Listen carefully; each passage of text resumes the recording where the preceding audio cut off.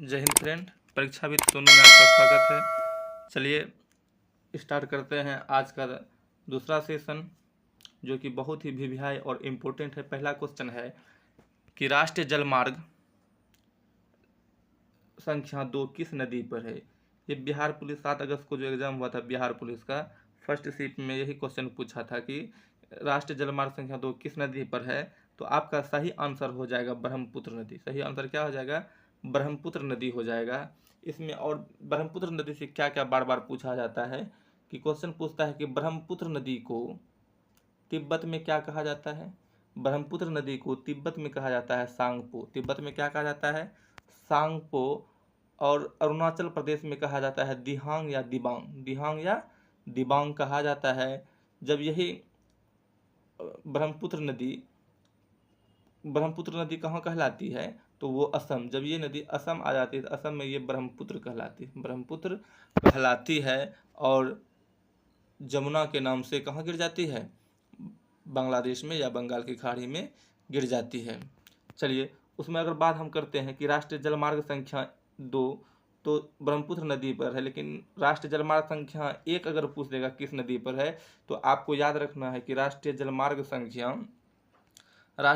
संख्या 1 जो है वो गंगा प्लस भागीरथी, गंगा प्लस भागीरथी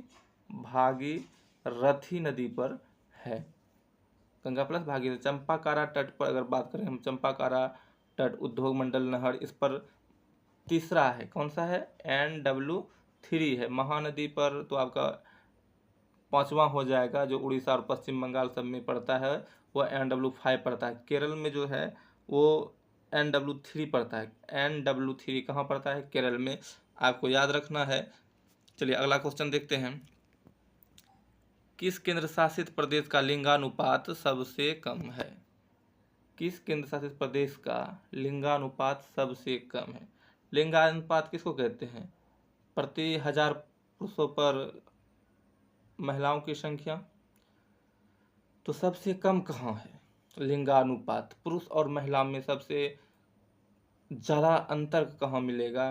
तो वहाँ मिलेगा आपका, वो है सही ऑप्शन होगा दमनदीप। यानी दमनदीप में लिंगानुपात सबसे कम है। और सबसे ज़्यादा पूछेगा तो पुडुचेरी में सबसे ज़्यादा है। पुडुचेरी में क्या है?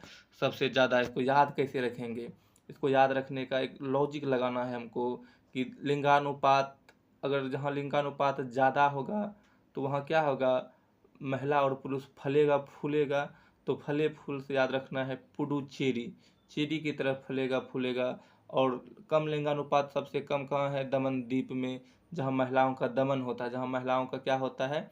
दमन होता है, वहाँ सबसे कम होगा लिंगानुपात। तो आपको याद रखना है सबसे कम दमनदीप, सबसे ज़्यादा पुडुचेरी में है लिंगानुपात। अगर यही लिंगानुपात हम स्टेट में पूछ लें, स्टेट में कहाँ है लिंगानुपात सबसे ज़्यादा और सबसे कम, तो सबसे ज़्यादा लिंगानुपात हो जाएगा केरल। सबसे ज़्यादा लिंगानुपात कहाँ हो जाएगा? केरल। और सबसे कम लिंगानुपात हो जाएगा हरियाणा। सबसे कम लिंगानुपात कहाँ हो जाएगा? हरियाणा हो जाएगा। चलिए अगला क्वेश्चन देखते हैं। अगला क्वेश्चन क्या है? अगला क्वेश्चन है कि सबसे नई शास्त्रीय भाषा कौन सी है? क्या कह रहा है? सबसे नई शास्त्रीय भाषा कौन सी है? तो आपको सबसे पहले ये बताना है कि शास्त्र भाषा है कितनी। शास्त्र भाषा कुल 6 है। शास्त्र भाषा कितना है? कुल 6 है। तो सबसे नई पूछ रहा है ना, सबसे नई। तो सबसे पुरानी कौन होगा? सबसे पुरानी आपका हो जाएगा तमिल भाषा को 2004 में, तमिल भाषा को 2004 में। तेलुगु को कब? संस्कृत को 2005 में। संस्कृत को 2005 में क्या? संस्कृत 2005 में किसको क्या गया? संस्कृत को क्या गया? तेलुगु को 2000, तेलुगु को क्या गया था? 2000 सॉरी, मलयालम को क्या गया था? 2013 में। मलयालम को 2013 में, उड़ीसा को 2014 में, तेलुगु को 2008 में। तेलुगु को कब किया गया था? 2008 में किया गया था। तो याद आपको रखना है कि सबसे नया कौन हो जाएगा? ओडिसी। सबसे नया शास्त्रीय भाषा कौन होगा? ओडिसी। सबसे पुरानी शास्त्रीय भाषा कौन सा हो जाएगा?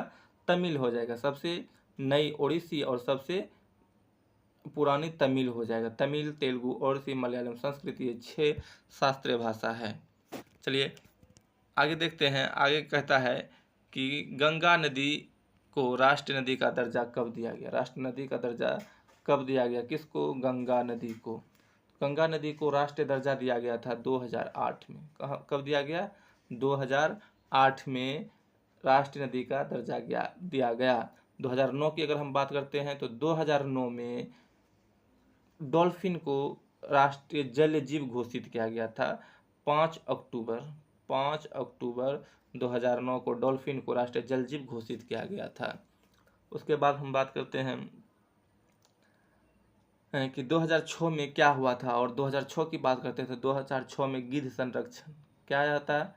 गिद्ध संरक्षण आया था 2006 में। 2005 में बात करें तो सूचना का अधिकार RTI और आपदा प्रबंधन डिजास्टर मैनेजमेंट आया था 2005 में।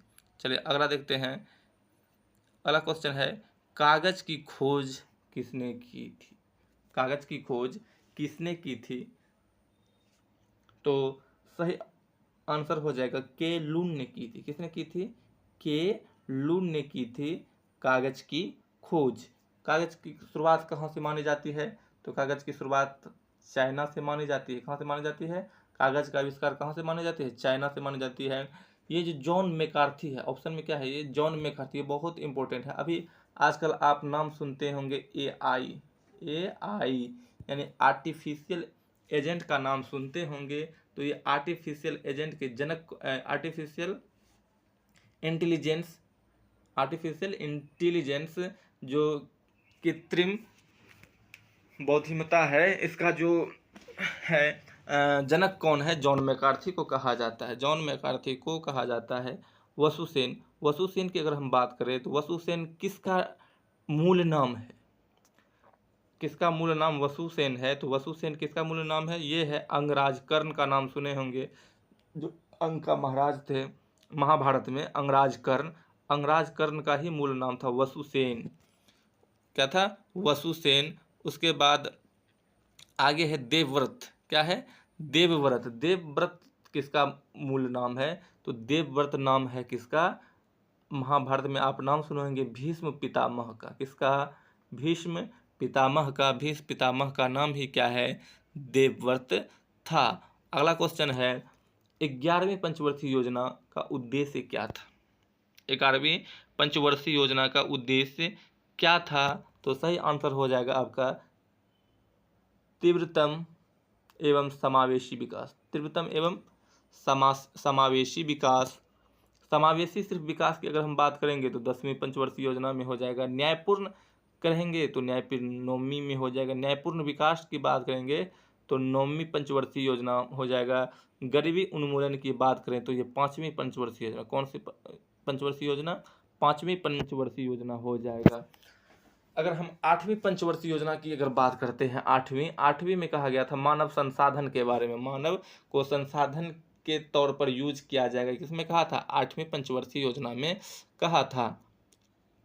उसके बाद अगला क्वेश्चन देखते हैं। अगला है कि सबसे बड़ा प्रायद्वीप कौन सा है? सबसे बड़ा प्रायद्वीप कौन सा है? तो सबसे बड़ा प्रायद्वीप हो जाएगा अरब प्रायद्वीप। कौन सा हो जाएगा? अरब प्रायद्वीप हो जाएगा। अगर ग्रीनलैंड की बात करें तो ग्रीनलैंड सबसे बड़ा द्वीप समूह हो जाएगा। सबसे बड़ा द्वीप समूह क्या हो जाएगा? द्वीप समूह हो जाएगा ग्रीनलैंड। क्या हो जाएगा? ग्रीनलैंड सबसे बड़ा प्रायद्वीप। अरब प्रायद्वीप सबसे बड़ा द्वीप। ग्रीनलैंड सबसे बड़ा द्वीपों का समूह इंडोनेशिया हो जाएगा। सबसे बड़ा द्वीपों का समूह क्या हो जाएगा? इंडोनेशिया हो जाएगा। लक्षद्वीप की बात करें तो लक्षद्वीप भी एक प्रवाल द्वीप ही है, जो किसका हिस्सा है? भारत का हिस्सा है। अगर लक्षद्वीप की बात करें तो लक्षद्वीप साक्षरता दर सबसे अधिक। लक्षद्वीप का साक्षरता दर सबसे अधिक है। लक्षद्वीप का साक्षरता दर सबसे अधिक है और जनसंख्या वृद्धि दर सबसे कम। जनसंख्या वृद्धि दर कम। जहाँ साक्षर लोग होगा वहाँ वृद्धि दर तो कम ही होगा ना। साक्षरता वृद्धि दर क्या है? कम है। चलिए अगला क्वेश्चन देखते हैं। अगला क्वेश्चन है कि सर्च इंजन गूगल का जो स्थापना किस वर्ष हुआ था? सर्च इंजन गूगल का स्थापना किस वर्ष हुआ था? आपको बताना है सर्च इंजन गूगल का स्थापना कब हुआ था। तो सही आंसर क्या हो जाएगा इसका 1994। 1994 में क्या हुआ था, सर्च गूगल इंजन का स्थापना हुआ था। अगर 2004 की बात करें तो 2004 में फेसबुक, 2004 में क्या आया था, फेसबुक आया था, फेसबुक की स्थापना हुआ था। अगर वहीं 2005 की बात करें तो 2005 में क्या आया था, 2005 में यूट्यूब आया था। क्या आया था, यूट्यूब की स्थापना हुआ था। गूगल सर्च इंजन गूगल की स्थापना 1994 में गूगल का स्थापना 1994 में, 2004 में फेसबुक, 2005 में यूट्यूब हो गया। उसके बाद 1998 में आया था, क्या बोलते हैं इसको, ट्विटर वाला जो होता है एक्स, ट्विटर, ये आया था ना। उसके बाद आगे करते हैं, राष्ट्रपति की नियुक्ति नहीं करता है, कौन नहीं करता है। अच्छा, राष्ट्रपति किसकी नियुक्ति नहीं करता है, राष्ट्रपति नियुक्ति करता है लेकिन किसकी नहीं करता है, प्रधानमंत्री का करता है, राज्यपाल का करता है, राजदूत का करता है, लोकसभा अध्यक्ष का नहीं करता है, लोकसभा अध्यक्ष का नहीं करता है नियुक्ति। तो लोकसभा अध्यक्ष की बात करें, लोग अपने में से ही चुना जाता है, लोकसभा अध्यक्ष की नियुक्ति नहीं करता है। तो सही आंसर होगा लोकसभा अध्यक्ष। चलिए अगला देखते हैं क्वेश्चन, और लास्ट क्वेश्चन है कि मेरे सपनों का भारत, क्या है, मेरे सपनों का भारत नामक पुस्तक किसने लिखा है। मेरे सपनों का भारत नामक पुस्तक के लेखक कौन है, इसका आंसर आप कमेंट बॉक्स में दीजिए। तो मेरे सपनों के भारत नामक पुस्तक के लेखक हैं महात्मा गांधी। कौन है, महात्मा गांधी, इन्होंने ही लिखा था मेरे सपनों के Bharat. Pathway to God, pathway to God किसने लिखा है, महात्मा गांधी ने लिखा है। हरिजन किसने लिखा है, महात्मा गांधी ने लिखा है। इंडियन ओपिनियन किसने लिखा है, महात्मा गांधी ने लिखा है। महात्मा गांधी बहुत सारे पुस्तक लिखे हैं, माय ट्रूथ विथ एक्सपेरिमेंट, ये सब भी महात्मा गांधी ने लिखा है। चलिए मोरारजी देसाई, मोरारजी देसाई कौन थे, हमारे देश के प्रधानमंत्री थे, प्रथम गैर कौनसी प्रधानमंत्री, सर्वाधिक बार बजट पेश करने वाले प्रधानमंत्री कौन थे, मोरारजी देसाई थे। मोरारजी देसाई ने पुस्तक लिखा है नेचर क्योर, क्या लिखा है, नेचर क्योर नामक पुस्तक लिखी है। नेचर क्योर नामक पुस्तक किसने लिखी है, मोरारजी देसाई ने लिखी है।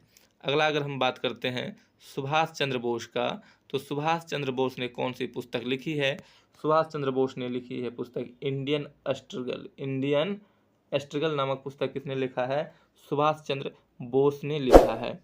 उसके बाद अगर बात करें हम राजा राम मोहन राय की, राजा राम मोहन राय ने क्या किया था, 1828 में ब्रह्म समाज का स्थापना किया था। उसके बाद हम बात करें कि राजा राम मोहन राय ने पुस्तक लिखा था एक एकेश्वरवाद को उपहार, एकेश्वरवाद को उपहार, एकेश्वरवाद को उपहार, गिफ्ट बाय मोनोथिसिस्ट के नाम से पुस्तक लिखा था।